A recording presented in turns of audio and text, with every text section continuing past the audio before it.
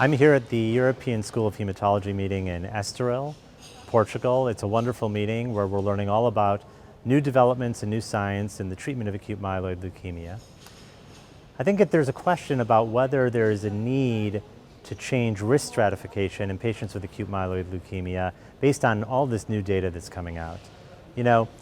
For a long time, we've relied on risk stratification systems that have been promulgated by the World Health Organization and most recently by the European Leukemia Net. Those do a very, very good job of stratifying patients into those who have favorable risk disease, those who have intermediate risk disease, and those who have unfavorable risk disease. How those patients are stratified is determined by the cytogenetics that they have at the time of diagnosis and also molecular genetic abnormalities that they have at diagnosis. In the most recent iteration of the European Leukemia Net, there have been some new additions, such as patients with p53 mutations, ASXL1 mutations, or RUNX1 mutations end up in the unfavorable risk group.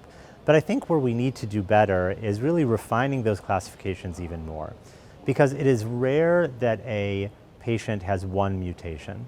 And we now define things such that that one mutation decides whether a patient is in an unfavorable risk group or a favorable risk group.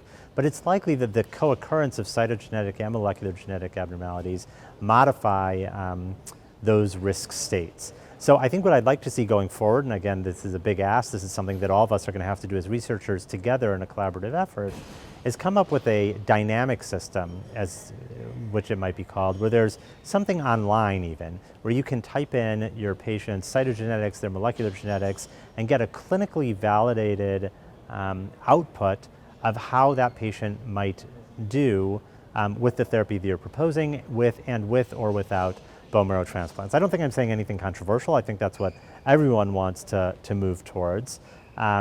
But I do think that that would be the ultimate goal of having a robust risk stratification system.